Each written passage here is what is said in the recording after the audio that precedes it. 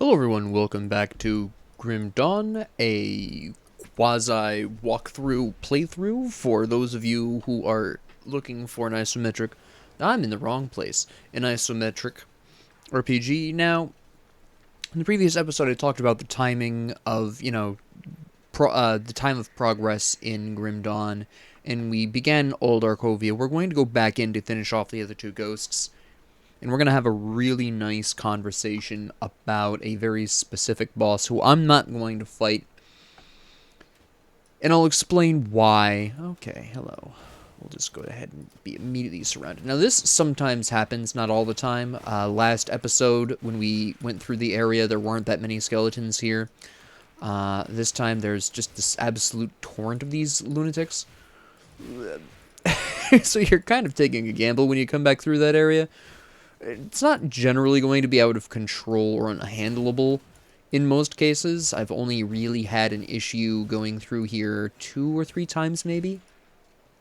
It doesn't usually get that bad. What? You're gonna pay attention to me now? Only kicking over a corpse. What is this? You're healing an already dead skeleton. That kind of doesn't work. Hello? What? But, we waltz on through here. Excellent, excellent. Respected by the rovers. That's nice. We're going to talk about that after we're done with Old Arkovia here. But we're just going to go on ahead and work our way through the rest of Old Arkovia. I'm going to go ahead and I think we already finished that side quest. So that's fine. We're going to go ahead and blast you with some poison. We're going to heal up right there. There we go. And we're just going to not die, ideally. There we go. Isn't that nice? Get rid of you. Get rid of you. Okay. Lots of ghost damage. Let's relax on this. Thank you. Alright. We might as well grab this. The other path, by the way, just has some treasure chests and no enemies along this route here. But it's not really that important to me. This way is a little bit faster, generally speaking. We didn't have the better shortcut because it was blocked off by some random rebel, but doesn't make a huge difference. Hello. All those enemies are dead, that's fine. Every once in a while, you'll find a totem in here. It's not often, but it does occasionally happen, so just keep your eyes out. Hello.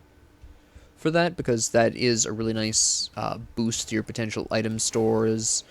It's a potentially nice boost to your experience level if you need that. He healed him before he died. That's very unfortunate. But okay, that's fine. Boom. Perfect. Get rid of you. And then, alright. Just nearly die. That's because there's 4 of you in one place? That's very unusual. Okay, sure. Just work around that. Basically, you're running through almost like a gauntlet of Arkovian undead. There's no one down here. That's kind of a surprise. Usually skeletons spawn there, so I'm kind of surprised they didn't this time. Oh, they spawned here though. Only weak ones though, which is fine.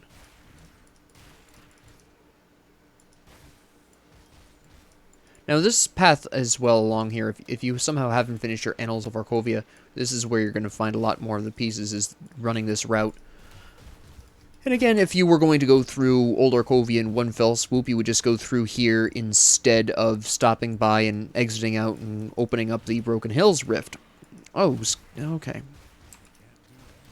We're going to come back here so I can hit both of you with one poison bomb. There we go. We're going to have a problem here? We are going to have a problem here. We're kind of going to have a problem here. There we go. My armor is slowly getting updated, but it's taking me a little while longer than I'd like.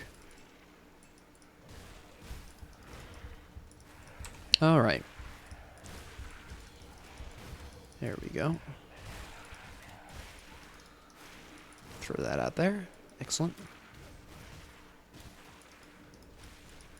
Boom. Okay. Heal up via our constitution. Yes, we got interrupted by the crossbowmen, but that's okay. They died pretty quick. Now we're going to be fighting some pretty difficult fights pretty soon. Especially this upcoming one where the hero in question has aether damage. This is also another possible area that you're going to potentially see a totem. I can already see from the map that there isn't a... Oh, there's one down here. Alright. This is usually where the totem will spawn. If it's going to spawn anywhere. So we'll probably go on ahead and deal with that as well. Just so we can, again, get access to some nice equipment, maybe, hopefully, ideally. And some nice experience in gold as well. Like I said earlier. Okay. We're going to go ahead and put a rift down here, though, because this is getting pretty dicey. Our armor is a little weaker than what I'd like, personally, and considering I'm about to crack open a totem and get into a very tough hero fight, this could be a bit of a problem. Let's, there's a regenerator here. We're going to need to back off. You're just all straight up heroes, except for the skeletal guy. Okay. Alright, okay. And one of you has aether, naturally. My aether resistance is what? 8%. Yeah, it's really weak. This is not a great situation, especially combined with the skeletal gargantuan. If he roots me with one of those aether circles going off underneath me, I'm supremely dead. Okay, well, he's dead at the very least. We're now going to blast him with poison and then do a hit and run here so we can hopefully blast both of you with poison. Okay, he's gone. We're going to try to finish you off quickly here. That worked, kind of. Oh, interesting. Okay. We could use this to great advantage. Huh.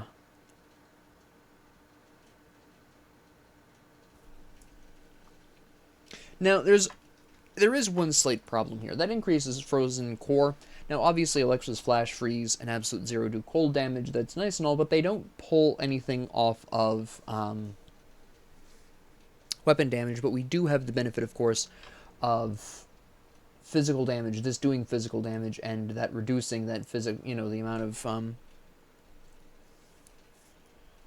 reducing that sort of that particular resistance as well. The only issue I have with switching over to that as a primary right now is that I don't have any really good response to bosses very specifically. I could grab Trozans, but that would be fairly dicey as a prospect.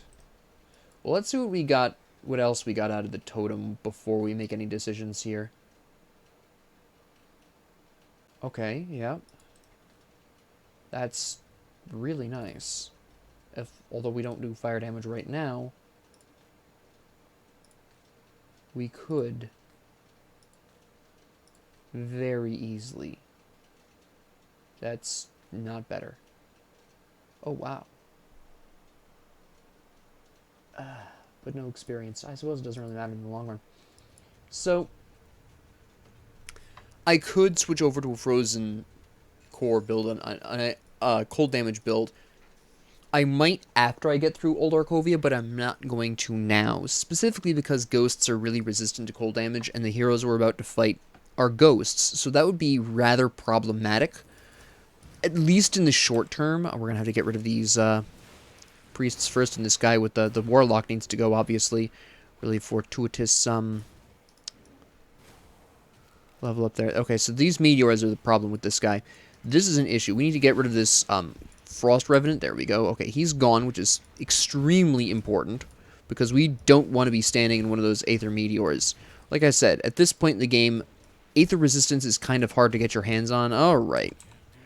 So it's not very likely that you have the kind of Aether Resistance you need to withstand that. I certainly don't.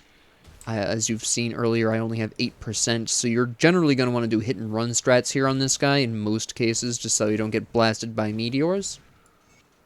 He's definitely the hardest of the three in the early game for that very specific reason. Hello! That might be useful later. Anyways, that is very specifically why you're going to have a problem with him, at least in the early game.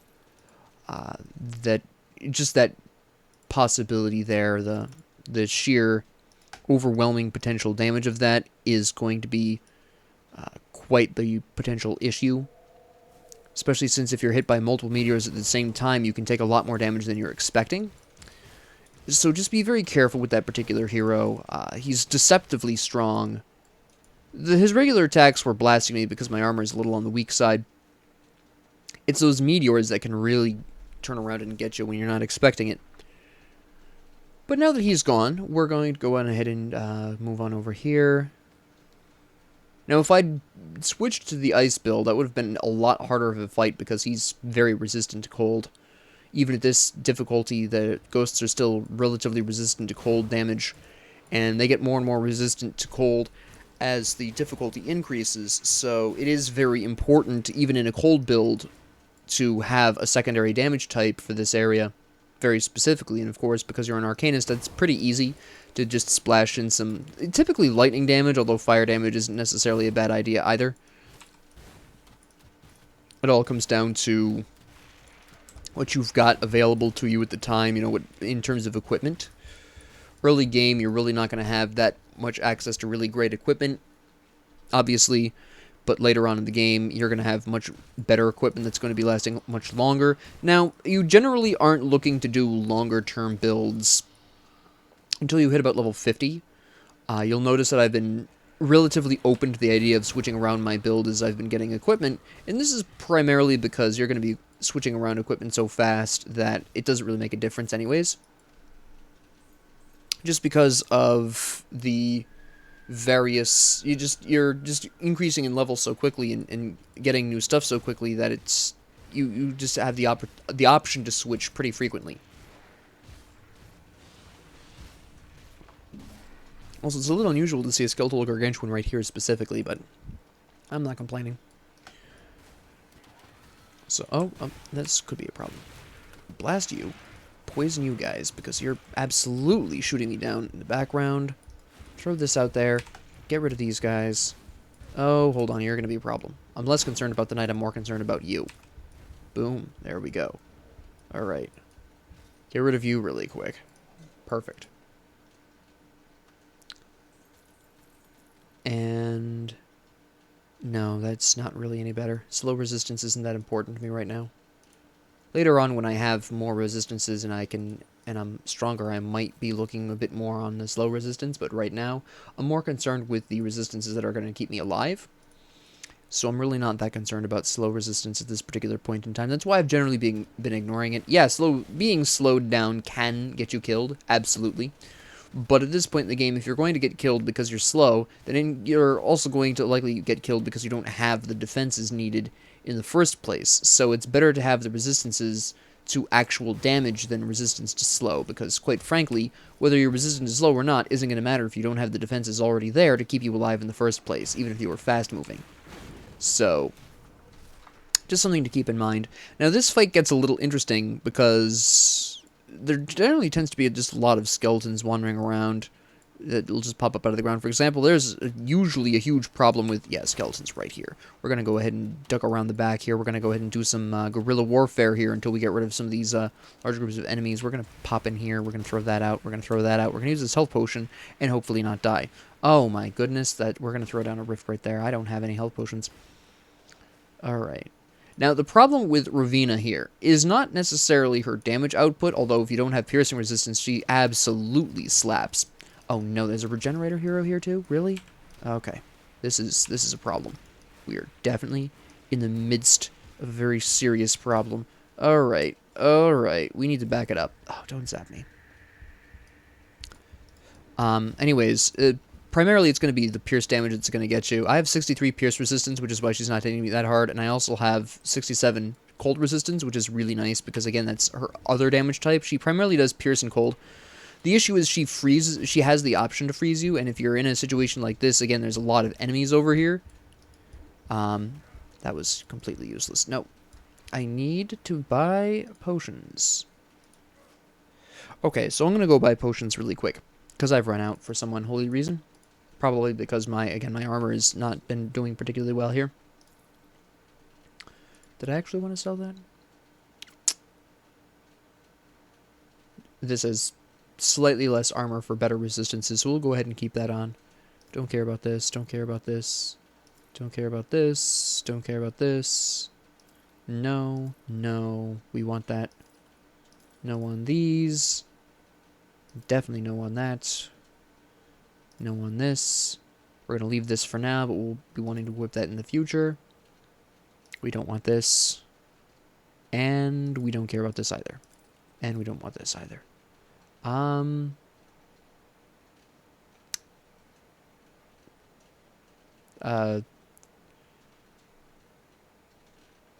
No, that's our only source of Aether resistance right now. And we'll keep the Devil's Charm. Actually, we should really be attaching something to this, to be honest. I totally forgot to do that. Oh, we need to buy potions too while we're here. So let's buy some potions. We'll just buy the equivalent of my level. We'll just buy 29. There we go. And then we're going to go ahead and attach something to the Devil's Charm. Now, typically, at least for now, I'm going to be slapping on something that increases my resistances, because, again, no matter what kind of build I'm going for with this, I will at least have better resistances. I don't know why I was choking my saliva there, but please ignore that. And that's just generally something I'm more comfortable with. For example, I could go with a Soul Shard, which does give me vitality resistance, but it also increases my vitality damage, and I'm looking to pretty soon be switching into a cold build, right? As well, I could also be going for a poison build, even if I were just pure occultist. This increases elemental damage, which is nice, but again, maybe I'm going really hard on the occultist side of things. This is too high of a level. You want to try to keep your component under the required player level for a piece of equipment. Let's say I hit level 32 and equip this Dread Skull, right? Then the required level for this Devil's Charm would switch to 32. It would become the required level for that attachment. And that's not something you generally want. So I'm going to go with the Corpse Dust here, because that's going to increase my health, which I can really use. It's going to increase my vitality resistance, and no matter how I build as an occultist, that's going to work out for me, because it gives me resistances, it gives me +1 to all occultist skills, it's increasing my health now. And I'm only doing this very specifically for the amulet, because it's not increasing a very specific skill. That's why I went on ahead and put the mutagenic Ichor on, or actually Ichor as it's properly pronounced. That's why I put the mutagenic Ichor on Slithbane, is because it's obviously a poison weapon. So that's fine, but for pieces of equipment that don't specifically increase one build, for example, if the Devil's Charm for some, let's give a specific example. Let's actually, I have a specific example in my inventory that I can really quickly show you. If I were to use the Blight Shard Amulet, this is obviously trying to increase a poison build, so I would be more comfortable in that situation giving an increase to, actually, the Soul Gem there was actually not a bad choice here, because the Eye of Dreeg actually does vitality damage from Terrifying Gaze onwards, so it actually wouldn't have been that bad of an idea to increase vitality damage in that very specific situation. Even though it was a poison build, just it would be a really good option because of how Eye of Dreeg works, as an example. But because the Devil's Charm very specifically isn't increasing any specific build, it increases, the base Devil's Charm increases your resistances and gives you +1 to all occultist skills, I didn't want it to focus in on any one specific build. So that way, no matter how I build, it will always be effective. And this is something I do with my equipment, generally speaking. I like to look at the piece of equipment and try to, upgrade it according to the intention of the piece. At least what I can interpret as being the intention of the piece based on its stats. And that just helps me make sure that it's not being used in for a build it's not really designed for, which actually weakens you. Hyper-specialization of equipment is really, really effective. I don't much, as I've said before, I don't much believe in the hyper-specialization of builds, of abilities at the very least, because, again, it's really easy to splash a secondary damage type into most builds. There are exceptions, but most abilities, for Pete's sakes, do 2 different damage types, so it's really counterintuitive to try to just limit yourself to exactly one damage type. It's often easier and strategically wiser to bust out 2 different damage types, ideally not identically related. It would also help if I had these on. which I somehow didn't notice I didn't have on, but there you have it. Now, past this area is a boss that I will be farming in the future, for the very specific reason of he drops a very unique... Actually, I might kill him for just in the hopes that I get that. I suppose I should also show you what he's about and why he's a problem. This is kind of a guide. Yeah, it's probably best I actually talk about him. This can get pretty messy. It's not necessarily always this bad. They're usually more spread out than this. It's kind of unusual to see this high of a accumulation in the specifically central area. There's usually more over here. They'll usually spawn in the corners a bit more, things like that. So that was a bit of a surprise for me. But here we are. We made it, so it's all fine. Alright, we're going to go ahead and blast you. And we're going to pop in here and confront a rather painy boss to deal with. Of course there's a hero here. Why wouldn't there be? Blast you guys. Use an early healing potion so I can try and... Okay, yep. Oh, no, there's reinforcements. Okay. No, hold on. Heal up, go back in.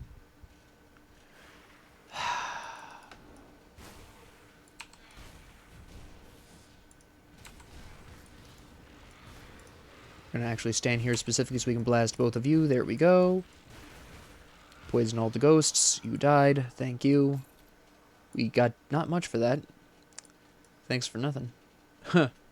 Well, guess I'll just be cursed then. Alright. So he's a bit of a problem child. Now, there's actually a bit of a process here. You actually want to try to slip over here and come over here first, because typically enemies will spawn, yep, right here. And you don't want to be dealing with these guys while you're fighting the local boss. Now, he's optional, just for clarification's sake. You don't need to kill this guy. I've attracted his attention. That's why you generally go to the left first. So we're going to just deal with these guys as best we can. Now, good old Kilrian here, he's interesting as a boss in a lot of ways. First off, that purple flame is a very specific flame that you're not going to experience that often in this game, in all honesty. Oh, more? Sometimes these guys show up here, sometimes they don't. Sometimes it's skeletons. I got unlucky today. Oh, there's more of them. Oh boy, I'm cursed today. What is this? Okay. Boom. Thank you. Alright. Then we have you just hanging around. Anyways, back to the point. That purple flame is very specifically a specific type of fire that's doing actually two types of damage to you. Fire and vitality damage.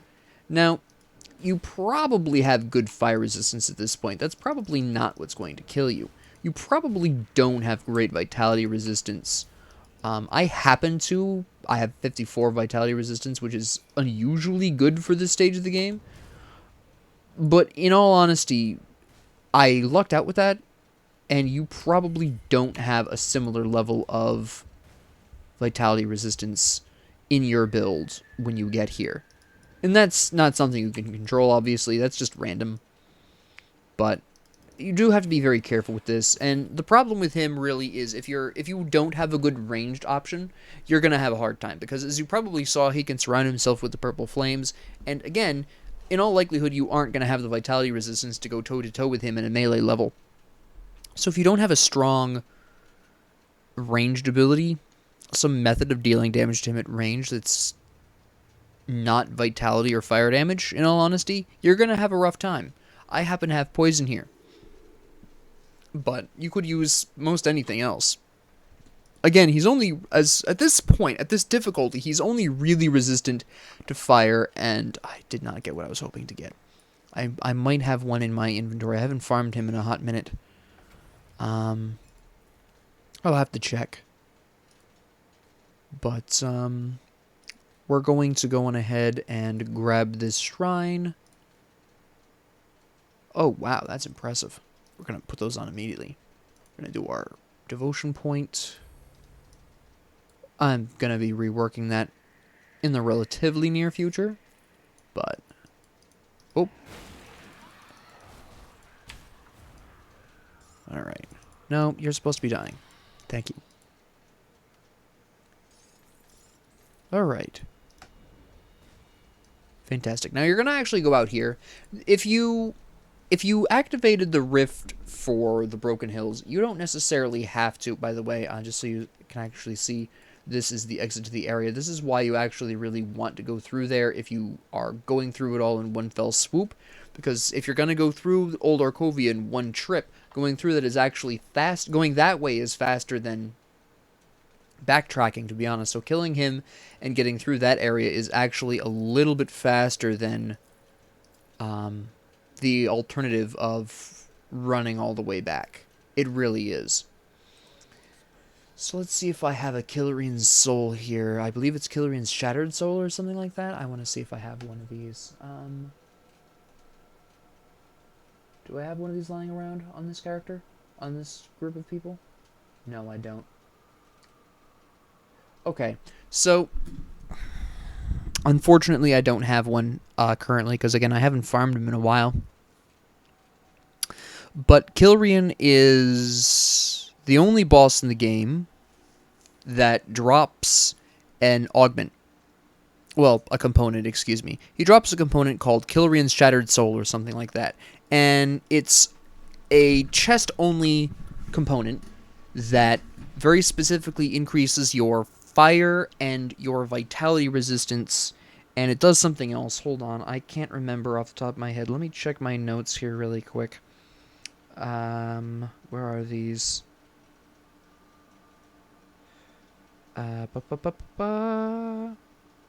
Yes, it increases your attack speed. It gives you vitality resistance. And it occasionally surrounds you in the same purple flame that he generates. It's such a problem for melee builds. Yeah, that occasionally happens as well. I think it's when you get hit. I don't actually have it in my notes for some reason. But it's, if you're going with that very specific damage combination of fire and vitality, which there are a couple of builds that do this, that's very effective. That's actually, and this is the reason why I'm going to be showing you how to farm him when this character is much higher level. Pardon me. The reason I'll be showing you that is because, quite frankly, with the Occultist Arcanist combination, you actually have access to that specific damage combination of vitality and fire damage. This generally is going to come into play if you're either going with a Sigil of Consumption Possession build, or you're going with a Reckless Power build and you just want to splash in Sigil of Consumption for some vitality damage. Because this does do fire damage and it does chaos damage, so you might feel like, oh, Sigil of, Consumption with Destruction is a really nice, splash in of damage here. Combined with Reckless Power for some fire and aether, and you can really have a grand old time with this. Or again, vice versa. Maybe you're going for the possession and you really want to, bust out some extra fire damage. You could very easily actually just go into Albrecht's Aether Ray and do some fire damage that way, or you could just convert that to Tainted Power, have a field day with that.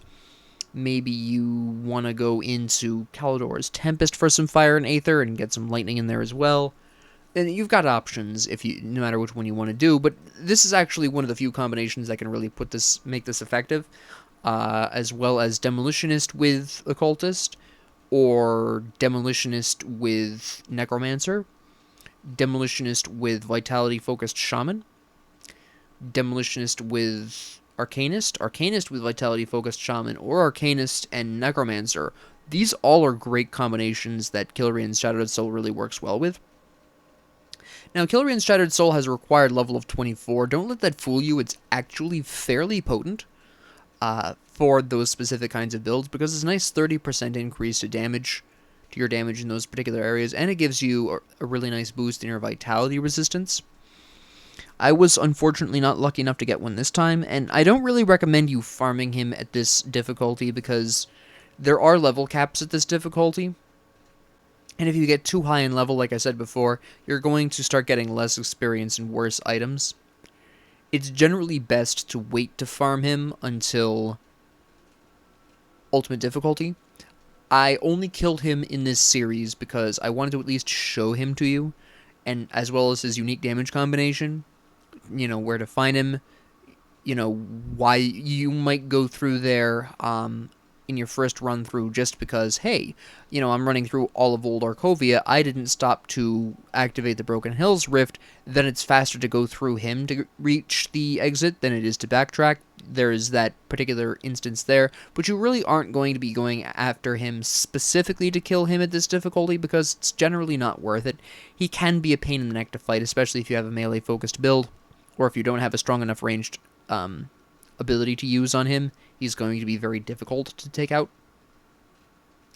And you aren't likely to need the shrine. There's an overabundance of shrines in this game. You really don't need all of the shrines that you're going to have access to throughout the game. So generally speaking, I don't bother with him very often at this difficulty level. Sometimes if I'm going through, like I said, a complete run through of Old Arkovia in one go, I'll kill him on my way through, but that's about as far as it goes. I don't farm him until ultimate difficulty. I don't even necessarily... There's a lot of things in Elite I just straight up skip because it's not really worth it. But the only other thing I want to talk about at this particular point in time is the Rover reputation increase to Respected. Now, this is actually fairly significant because the Rovers only get an increase in their reputation from killing Arkovian undead, and we've just went through the one point in the game in which you're going to be seeing a lot of Arkovian undead. So getting this reputation further is actually fairly difficult. You're actually mostly going to accomplish this via quests, and at this point, we've been through the Cronley area, we've been through Old Arkovia. Besides the occasional instance of Arkovian undead that'll occur throughout the game, we're really not going to see a lot of easy access to Rover reputation, so this is a little bit of an issue, so that's why it's good that we've hit this reputation level at this point. We now have access to these items. Again, these are typically things that you're not really going to need a whole lot of. You're really here for the recipes, because a lot of these things get replaced pretty quickly. With the potential exception of the offhands, they kind of are, because of the fact that they don't necessarily increase in regular damage like these weapons here, or increase in armor like these armor pieces. There's actually the possibility that you might find some use, a long-term use, for some of these offhands. This one I could use for a nice elemental boost if I wanted to. We've got some cold damage there. That'd be really nice. If I was going with a pet build with a cultist, this would be fantastic. And here's, the lightning version of the other one. There is some potential there. Specifically with the Rawari Void Codex, you are actually going to be hard-pressed to find a better offhand for pets than this. If you're going with a pet build and you're very specifically an occultist, that's actually fairly nice.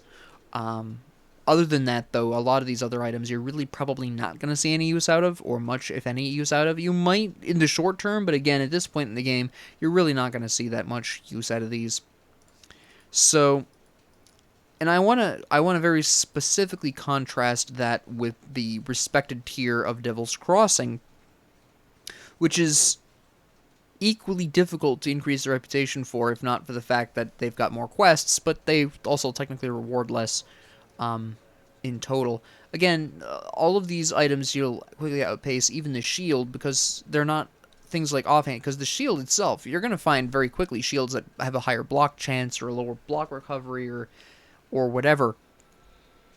So even this shield isn't that useful, generally speaking, in the long run. And it's, with the exception of those offhands from the Rovers, you're really not going to see any use out of those level 35 faction equipment.